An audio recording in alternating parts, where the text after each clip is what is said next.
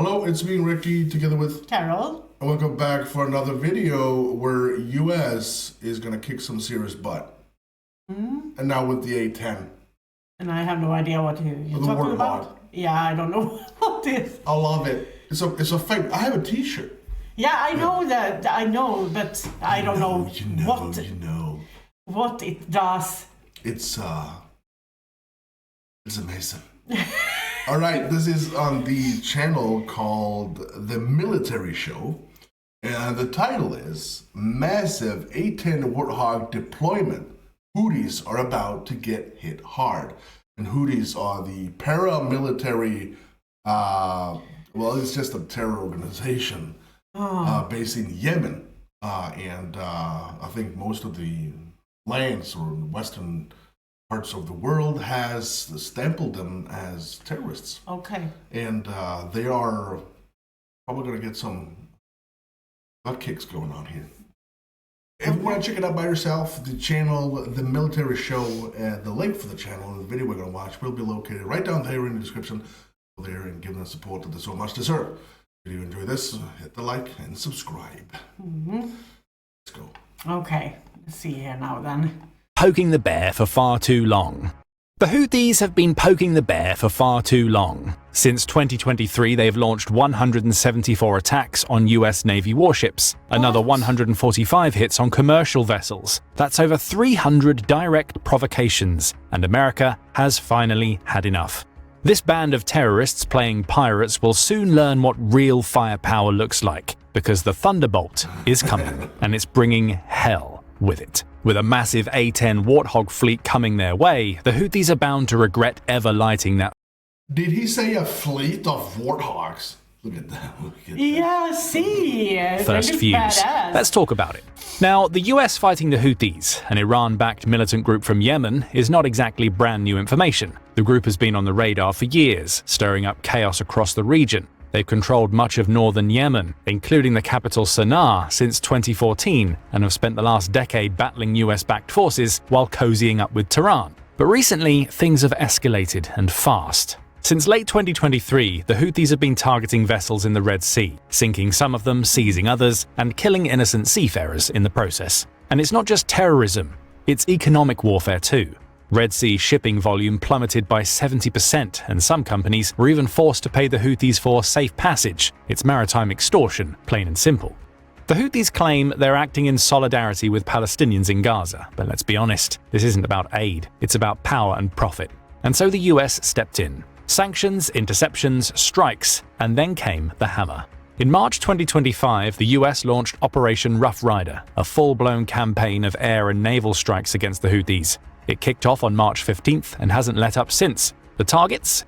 Houthi radar systems, air defenses, missile launchers, anything used to attack shipping or US forces in the Red Sea and Gulf of Aden. The United States Central Command, or CENTCOM for short, calls it a 24/7 operation, and they mean it. The message couldn't be louder. The US is done playing defense. And this calls for a wide-scale force buildup in the region. More ships, more troops, more firepower, and more A10 Warthogs. On March 29th, more than 300 airmen from the 124th Fighter Wing of the Idaho Air National Guard deployed to Southwest Asia. And they're not showing up empty-handed. They're coming with multiple A10 Thunderbolt IIs, affectionately called the Warthog, operated by the 190th Fighter Squadron. These aircraft are purpose-built for sustained, punishing firepower. It's the kind of air support that turns the tide of battle and keeps it turned. And this isn't a brief show of force. It's a 180-day deployment, bringing not just aircraft but a full package: pilots, maintenance crews, and support personnel. This is a combat-ready unit, fully committed and fully capable. They've deployed before, to Iraq, to Syria, to Afghanistan, and every time they've delivered. Major General Tim Donnellan, the commander of the Idaho National Guard, summed it up perfectly. Discipline, preparedness, and perseverance underpin the lethality these warriors bring to the warfight. In short, these aren't just any airmen. This is a battle-tested unit, now tasked with pushing back hard against the Houthis' aggression. The 124th Fighter Wing has a shiny history, and now it has a mission. Their Warthogs are airborne, and they're hungry. But they aren't coming alone. After all, a build-up of this scale isn't just about a few aircraft, no matter how effective they are. It's about sending a message that the US is all in. That's why the USS Carl Vinson Carrier Strike Group is on its way to the Middle East, joining the USS Harry Truman Carrier Strike Group. Yep, you heard that right, 2 carrier strike groups in the region at once. That's as rare as it gets. The last time this kind of power was on display in the CENTCOM area was back in September 2024, when the USS Abraham Lincoln and its support ships joined the USS Theodore Roosevelt Strike Group to deter Iran from attacking Israel. This time, the Carl Vinson is bringing an entire support fleet, including guided missile cruisers and destroyers. These ships are the backbone of US naval power, and they're moving into position to pummel any threat in their path. Meanwhile, the Truman Carrier Strike Group has been in the thick of things since December 2024. The group has already intercepted dozens of drones launched by the Houthis, each one a failure for the enemy and a reminder of what happens when you mess with the US Navy. And just to make sure no one gets any funny ideas, the US isn't stopping there. The B-2 Spirit bombers have also arrived on Diego Garcia, an island strategically positioned in the Indian Ocean. How strategically, you may ask? Well, it's within striking distance of Yemen, and the terrorists controlling part of this country should be scared. Really scared.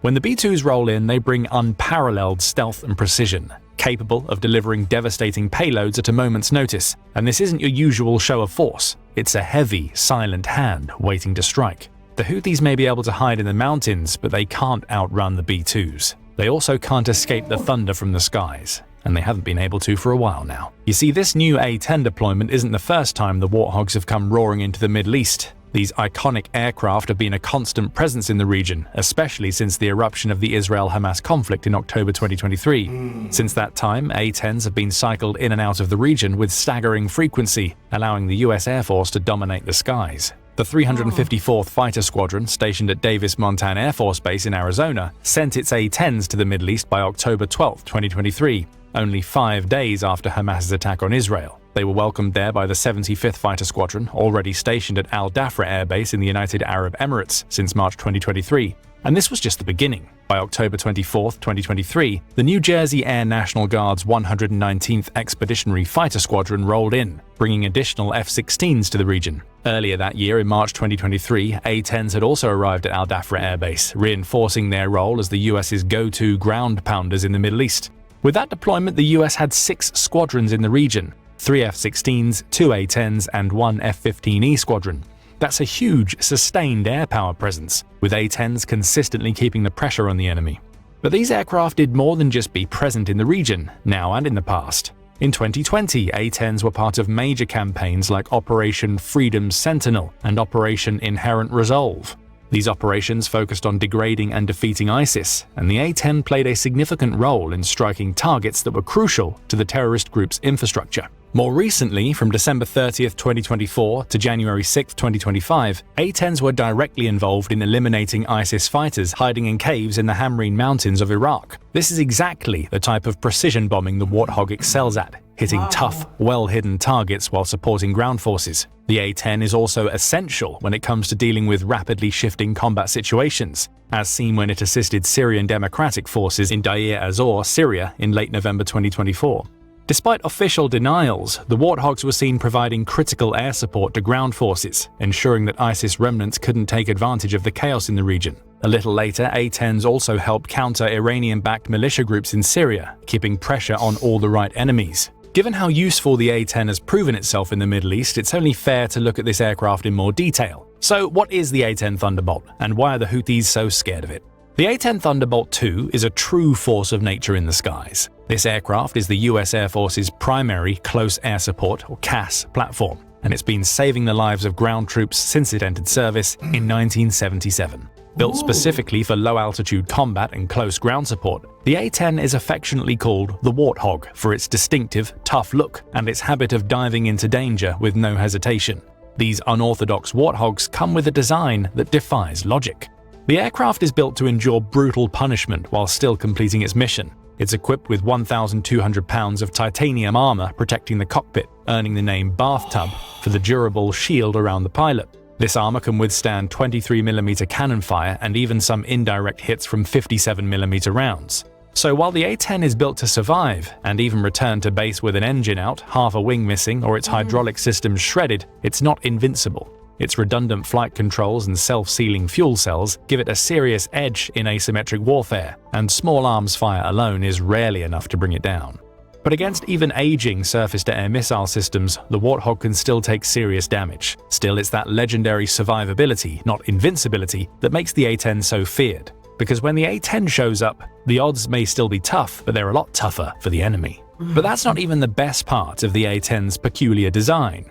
The aircraft's wings are massive, providing enhanced maneuverability at low speeds, allowing it to fly slow, steady, and low to the ground, while staying deadly accurate. While it typically operates at around 300 knots, about 350 miles per hour, the A-10 can fly even slower when needed, with a tail speed as low as 138 miles per hour. This ability to loiter around targets and strike at low altitudes makes it far superior to faster, less agile jets when it comes to close air support. The A-10's large split ailerons, which cover about 50% of the wingspan, allow it to maintain control at these slow speeds, making it a perfect weapon for ground attack missions. Its high wing aspect ratio and honeycomb structure provide the necessary strength and minimal weight, enabling it to take off from small, forward airstrips close to the front lines, adding another layer to its versatility. In short, it's an aircraft built for one thing: getting up close and personal with the enemy.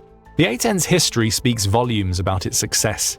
This is more than just a plane, it's a savior. From the Gulf War to operations in Iraq, Afghanistan, and now across the Middle East, the A-10 has demonstrated its unmatched capability in providing close air support. It's saved countless infantrymen and obliterated hundreds of tanks. When you hear ground troops talk about the Warthog, you'll often hear phrases like fearless, unstoppable, and even our guardian angel. As for the Houthis, it's more like the angel of death. But how many of these angels are there to rain down havoc? As of 2024, the US Air Force has 218 A-10s in service. While this number might sound impressive, the fleet could have been much larger had it not been for a turbulent history of budget cuts and missed opportunities. Back in 2007, the Boeing Corporation won a nearly $2 billion contract to build new wings for 242 A-10s, but a missed deadline and a series of setbacks meant only 173 new wings were produced. That's only 70% of the needed upgrades. The result? A significant number of the planes were grounded due to metal fatigue, and as of 2020,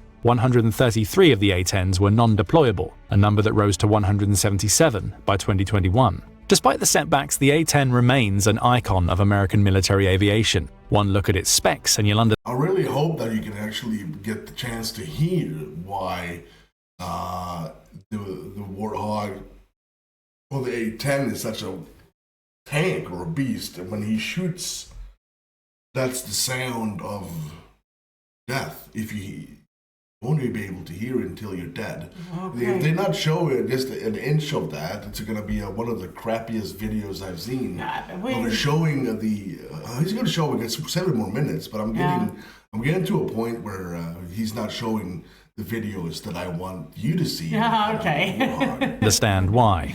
This beast of a machine was designed with one purpose in mind: to bring destruction to the battlefield. And when it comes to the Houthis, it does so with relentless efficiency. The A-10's 30mm GAU-8A Avenger cannon is legendary, capable of firing an insane 3,900 rounds per minute. That's right, almost 4,000 rounds in a minute, a rate so fast it could turn a tank into Swiss cheese before the enemy even realizes what hit them. The Houthis, who heavily rely on fortified positions, would soon find themselves wishing for a lot more cover. After all, the Avenger is optimized for ripping through heavy armor with its depleted uranium rounds. When these bad boys hit, they don't just penetrate armor, they obliterate it, turning the... Sorry. Every plane has one of those cannon, or how many? One? In the front? Yeah. Everyone has that. It's just under the nose. Okay. The enemy's defenses into their own worst nightmare. The GAU-8 cannon is also incredibly precise, with 80% of its shots landing within a 40-foot diameter circle from 4,000 feet. That's an accuracy level that leaves little to chance. In the hands of a skilled pilot, the A-10 can surgically target enemy tanks, artillery, or even soft targets with deadly precision. But it's not just the cannon that makes the A-10 such a formidable opponent. The aircraft carries a vast arsenal of up to 16,000 pounds of ordnance, ready to be unleashed whenever, wherever. The variety is mind-boggling, from 500-pound Mark 82 bombs to AGM-65 Maverick missiles that can track and destroy enemy tanks from miles away. The A-10's ability to carry such a wide array of munitions means it can adapt to virtually any situation the battlefield throws at it, and if the Houthis thought they could stay hidden in bunkers, well, The A-10 has a solution for that too, with its laser-guided bombs and cluster munitions designed to flush enemies out of their hiding spots. It's the kind of firepower that ensures no one gets away. And this goes for both day and night. The A-10's unloaded range of 2,580 miles means it can cover huge swathes of territory during the day, while its ability to operate in low-visibility conditions, even at night with night vision imaging systems, ensures that there's truly no escape. When the A-10 is in the area, no hiding spot is safe. With all this in mind, it might surprise you to hear that the US Air Force is actually working on retiring its A-10 Thunderbolt II fleet. Yep, the very same aircraft that has been a ground force's guardian angel for decades is now on the chopping block. Since 2024, the Air Force has sent 39 A-10s to its notorious storage yard, known as the Boneyard, more than twice as many as the previous year. The plan is to retire the 200-plus remaining Warthogs by fiscal year 2029. So it's not just a phase, the A-10's days are numbered. This would be good news for the Houthis, if they can even make it until then. Now, if you're wondering why this beloved workhorse of the skies is being put out to pasture, we'll break it down right away. Maintenance costs are a huge factor. As the A-10 ages, it's been around for almost 50 years after all, its maintenance bills have skyrocketed. The Air Force is spending $880 million just to keep the fleet operational into the 2030s. Each time one of those planes has a gear-up landing, it's a repair bill ranging from $750,000 to $2.5 million. As former A-10 pilot Lieutenant Colonel Greg Montijo pointed out, problems like this are a regular occurrence, so it's becoming harder to keep those guns firing without issues. But there's more to it than just old parts and expensive repairs. The bigger problem is China. You know, the nation with state-of-the-art air defense systems that could turn the A-10 into scrap metal, according to some military experts. The Air Force recognizes that while the A-10 is still a rock star against low-tech threats like the Taliban or the Houthis, it simply wouldn't stand a chance against the kind of air defense systems the US might face in a confrontation with a major power. As Air Force officials have said, the A-10's lack of survivability in the evolving global threat environment makes it a poor fit for modern warfare. The fleet is already overflowing with 7 different fighter jets, including the F-35, F-22, and F-16, not to mention future platforms like the F-47 and the MRX fighters. With all these shiny new toys, the Air Force simply doesn't have the resources to maintain such a big fleet. The strategy now is to consolidate to a 4+1 fighter model, with the +1 being the A-10. Which will eventually be phased out. When this happens, the A-10's precision bombing and close air support role will be handled by more versatile, faster jets that can engage both ground and air targets, although not everyone believes the A-10 can be replaced. Sure, the Air Force argues that other aircraft can do the job just as well, like the F-16, F-35, or even B-52 bombers with their precision-guided munitions. The argument is that CAS is a mission, not an aircraft. As retired Air Force Lieutenant General David Deptula put it, if you're a friendly force on the ground under attack, you don't care whether the bombs come from an A-10 or an F-35, just as long as they do the job. But that view doesn't take into account the unique capabilities of the Warthog, especially in the kind of brutal close combat situations it's most suited for. The A-10 is a presence on the battlefield that no other aircraft can match. Its low speed, heavy armor, and most importantly, that infamous 30mm GAU-8 Avenger cannon make it irreplaceable when you need to drop in low and slow, filling the air with devastating rounds while keeping the ground troops safe. Then there's the human factor. Retired Air Force Colonel Derek Oakes, who spent over 3,000 hours piloting the A-10, pointed out that while the F-15 or 16 might be versatile, they simply aren't built for the kind of pinpoint, low-altitude, close air support the Warthog provides. Oakes, who's had the boots-on-the-ground experience, made it clear, "I was not the expert in air-to-air," he said, "and I didn't want to be the expert. That's because A-10 pilots live and breathe close air support. It's what they're trained for, and it's what they excel at. The multi-role fighters, despite their prowess in other areas, just don't have the same edge when it comes to doing this job up close and personal." It's also hard to ignore the A-10's reputation for resilience. It's taken hits, sometimes severe ones, and still kept flying. Something that can't be said for faster jets that might not be able to absorb as much punishment. The Warthog is the embodiment of durability in a way that no newer aircraft, including the F-35, has been able to match in real combat situations. And that's why many lawmakers, especially former pilots, are pushing back. They argue that the A-10 is more than just an old relic of war, it's an essential tool that can't be replaced by a shiny new toy, no matter how versatile that toy is. Do you agree? Is the A-10 simply too epic to be eliminated from the US Air Force? And is this latest Houthi engagement perhaps a chance to demonstrate that the Warthog still has plenty of fight left in it? Let us know what you think in the comments section below. Whatever the I'm telling you, there was a good video, but not showing or not being able to hear the A-10 Warthogs shooting, that was just That is just the weirdest shit ever. I'm gonna see it.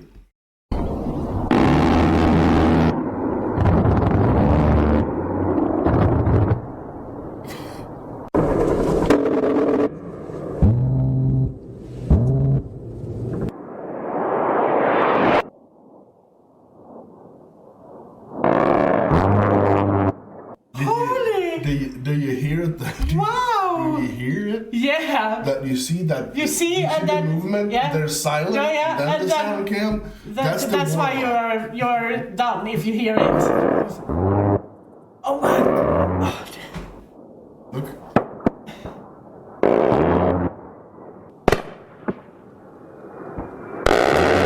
Ooh, I got chills. Yeah, exactly like that. Jeez.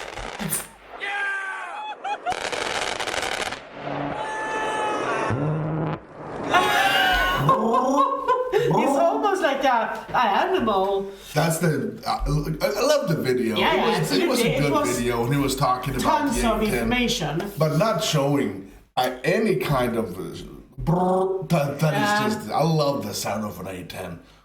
This picture, you sitting there, you think you got something going on with against Americans. You don't even hear it. You're sliced and diced before you hear the sound. Well, but it's a little bit sad then if it's going away. It's an old relic. It's an old but gold. Yeah. And I think the most common thing is that